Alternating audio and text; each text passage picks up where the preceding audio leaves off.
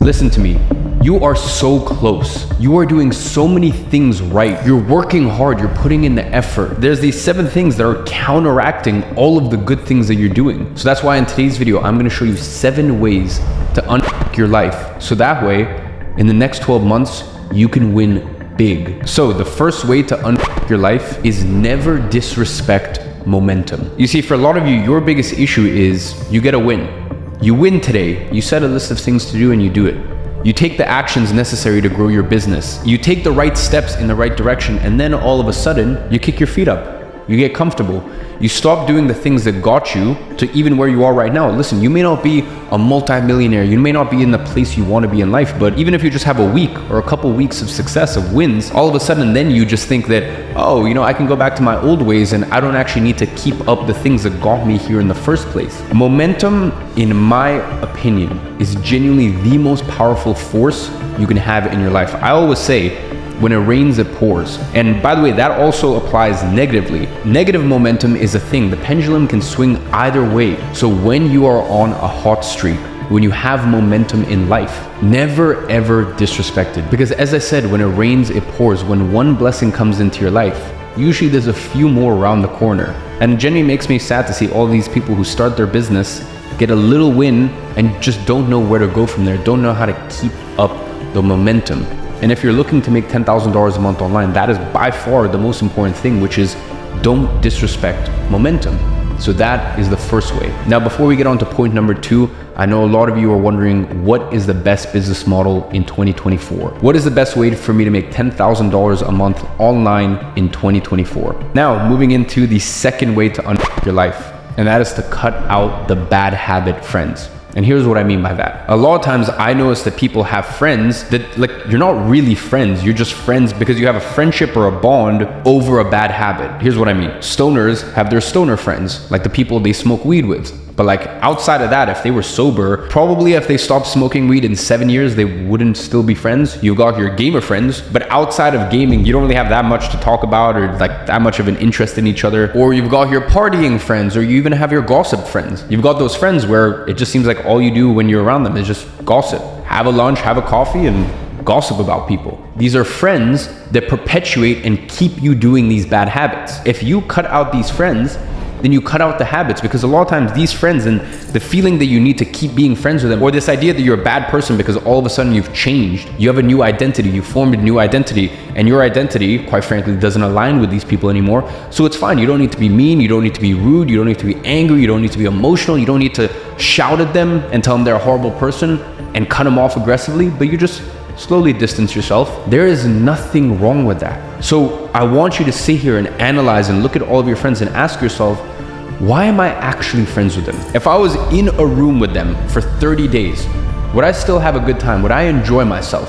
Would we get along? And if the answer is no, then probably there's something outside of your genuine friendship that is keeping you there. And by the way, that's okay if it's, for example, work related. You guys are work colleagues, or let's just say you're intermingled in some ways, but they're not a bad influence. But you're gonna find that a lot of times these people are only in that bracket, in that friendship bracket, because you guys bond over a habit that is keeping you stuck in your life. Cut those friends out and cut out those bad habits. Now, next way to unfuck your life is to get more sunlight as early as possible in the day. The sun is one of, if not even the most powerful forces in our lives. Sunlight has the ability to make things grow, prosper, and flourish. It has been my observation personally, as well as all of my closest friends and confidants, there's a direct correlation between more sunlight and a better mood and a healthier body. My best recommendation, and listen, I don't care if it's winter, I don't care if you don't see any direct sunlight, the sun is still there and it still has its effects. When you wake up in the morning, get some direct exposure to sunlight. I don't care if that means, okay, just going out on your balcony and reading for 10 minutes, or even just meditating for 10 minutes, or you leave the house and you go for a walk. I'll be honest, my morning routine is I wake up, I put on my swim trunks, and I walk approximately 5 meters to the private beach that's in front of me. And listen, I worked hard for 7 years. I started my first business when I was 16 years old.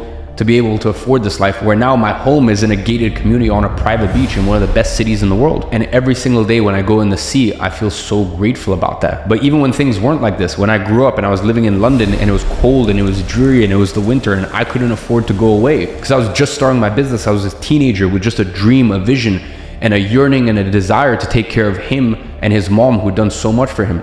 That was why I started this whole thing. And the reason I say that is because I was still doing the same stuff back then. Back then, I was still going for a walk in the morning, or once I was able to move into my own place and afford to have a back garden, I would sit in the back garden and have my water and read and have a coffee. So no matter who you are, where you live in the world, there's no excuse to not get direct sunlight first thing in the morning. And obviously, the more skin you show, the better. The next way to unfuck your life is to clean your desk. Crazy, I know. Sounds so stupid, but why is it that in the military they make people make their beds? And by the way, I have to be very honest here.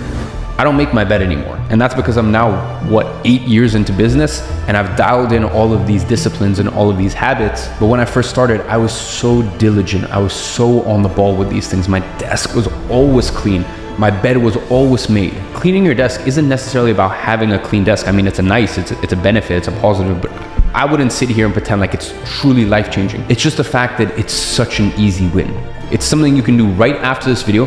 Clean your desk, organize, and I guarantee the next time you sit at your desk, you're gonna feel so much better about getting to work because you don't have this clutter around you. The next way to unfuck your life is to have a strict rule.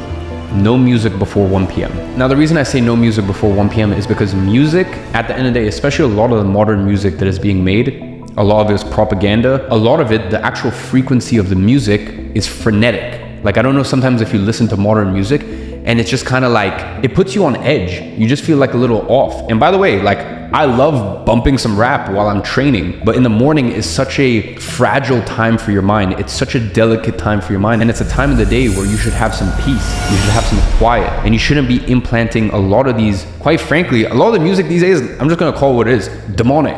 Like these demonic weird thoughts and frequencies and sounds. So I believe a strict rule you should adhere to is before 1 p.m. don't listen to any music, or at least don't listen to any music with lyrics. Because as I said, music is one of the biggest ways to influence people. And at the end of the day, why should you let this rapper or this artist or this person, why should they influence what's going on in here? The decisions you make in your life path should be about studying things out there, even watching videos like this, and maybe half the video you look at and you're like, oh, this is stupid, he doesn't know what he's talking about. Maybe even what I'm saying right here about the music, maybe you're like, you disagree with it wholeheartedly.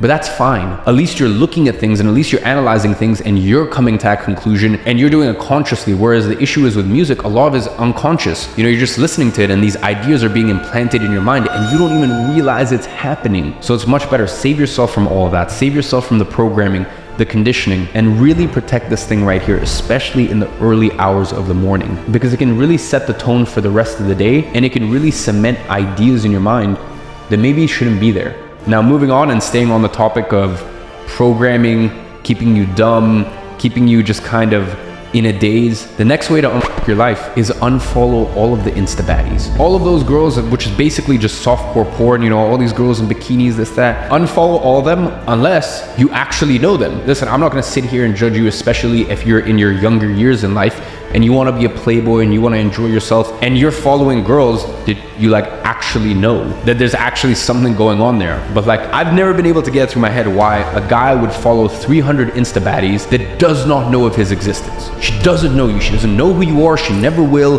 Like, you're just a spectator. And imagine you wake up and the first thing you grab your phone and you're looking these Insta baddies, and you just got your mind in this sexual place. And the worst part, it's not only the fact that it's sexual, it's the fact that the first thing you're doing in the day is making yourself feel bad, because you're looking at that and you're going, I don't have that in my life, I want that in my life. So listen, right now, go ahead, unfollow all of the Insta baddies. And then on your explore page, wherever it is, if there's any photos of girls or anything like that, hold it, and then you can put not interested. I think my Instagram Explorer is basically just photos of Porsches, watches, and like some family stuff. I feel like a person's Explore page says so much about them on Instagram. And first of all, unless you're making money from Instagram, or you're really using it to pierce through with your network and grow your network and, you know, have more opportunities in your circle, Instagram already is one of the ways to fuck your life. But at least if you're gonna use it, curate it to serve you as much as it possibly can. So right now, go ahead, unfollow all of those Insta baddies that don't know of your existence, and go make something of yourself. And by the way, if you want to entertain that later down in life, in 3 years, 5 years, once you've really made something of yourself and these girls want you, go for it. As I said, I've experienced everything in life times 10. It's not fulfilling. You think it's going to be all this. I can tell you from experience, it's not. But if you still want to experience it, you still want to try it, then for now at least, unfollow them, You can deal with that in a different chapter in your life. The next and final way to unfuck your life is try to fast as long as you can. Whether that be intermittent fasting, whether that, at the beginning of the month, doing a 48-hour or 72-hour water fast. And by the way, for all you who are saying, you can't go that long without eating, but just do a little bit of research, please. Humans can literally go weeks and weeks on end without food. And by the way, people do that under medical supervision and usually for a health problem. So I don't recommend any of you guys do it, but I have done many 72-hour and 48-hour fasts. Not only is it one of the best ways to reset your insulin sensitivity as well as your caffeine sensitivity, it's a chance for your body to truly repair itself. And there's also something very spiritual about it. Maybe not all of you watching believe in God, maybe not all of you watching are religious. That's fine, it is what it is. But I can tell you right now, when you fast, you get a lot closer to God, or if you don't believe in that, at least spiritually, it really, really does something to you. So try to fast for as long as you can, whether that's intermittent fasting or whether that's, once a month or once a quarter or something along those lines. You do a 48-hour or a 72-hour fast. So, ladies and gentlemen, those are 7 ways to unfuck your life. As I said at the beginning of the video, you are doing so many things right, and I am so proud of you. But there are just a few things, if you just cut them out, you would win on a level you can't even imagine. So with all that being said, I hope you enjoyed the video, and as always, I'm watching from afar and I'm rooting for you.